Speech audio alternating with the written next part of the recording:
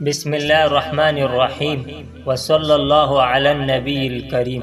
میرے عزیز بھائیو و بزرگوں، ذرا تصور کیجئے، ایک دور تھا جب دنیا پر حضرت عمر فاروق رضی اللہ عنہ کی حکومت تھی۔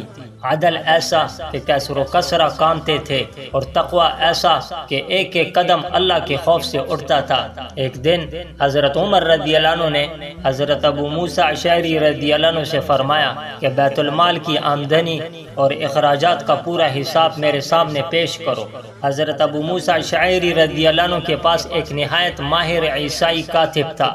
اس نے بڑی مہارت سے پورا حساب لکھ کر حضرت عمر رضی اللہ عنہ کے سامنے پیش کیا۔ حضرت عمر رضی اللہ عنہ نے جب حساب دیکھا تو فرمایا، یہ شخص تو بڑا امانت دار اور ماہر معلوم ہوتا ہے، کیا یہ مسجد میں آ کر شام سے آیا ہوا خط بھی ہمیں پڑھ کر سنا سکتا ہے؟ عرض کیا گیا، اے امیر المؤمنین، وہ مسجد میں داخل نہیں ہو سکتا۔ حضرت عمر رضی اللہ عنہ نے پوچھا، کیا وہ جنبی ہے؟ عرض کیا گیا، نہیں، وہ تو نصرانی ہے۔ یہ سنتے ہی حضرت عمر رضی اللہ عنہ فوراً متوجہ ہوئے، ناراضگی کا اظہار فرمایا اور فرمایا، اسے یہاں سے ہٹا دو۔ پھر آپ نے قرآن کریم کی یہ آیت تلاوت فرمائی، یا ایھا الذین آمنوا لا تتخذوا اليہود والنصارى، اے ایمان والو، یہود و نصارہ کو اپنا دلی رفیق، رازدار اور ایسا معاون نہ بناؤ جن پر مسلمانوں کے معاملات کا انحصار ہو۔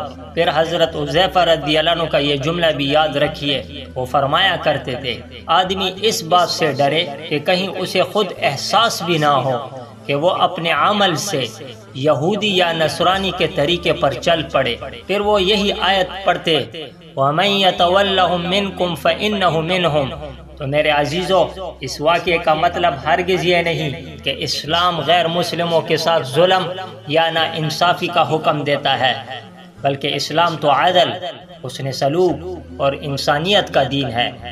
لیکن اسلام یہ ضرور سکھاتا ہے کہ مسلمانوں کے اجتماعی راز، دینی قیادت اور ایسے حساس معاملات جن سے امت کا مستقبل وابستہ ہو، ان میں ایمان اور وفاداری کو بنیادی معیار بنایا جائے۔ آج ہمیں سوچنے کی ضرورت ہے کہ کہیں ہم بھی اپنی زندگی میں اللہ اور اس کے دین سے زیادہ دوسرے کے طریقوں پر اعتماد تو نہیں کر رہے۔ اپنی شناخت، اپنے ایمان اور اپنی اسلامی غیرت کی حفاظت کیجیے، کیونکہ عزت صرف اللہ کی اطاعت میں ہے۔ اللہ تعالی ہمیں حضرت عمر فاروق رضی اللہ عنہ کی ایمانی بصیرت، قرآن سے محبت اور دین پر ثابت قدمی عطا فرمائے۔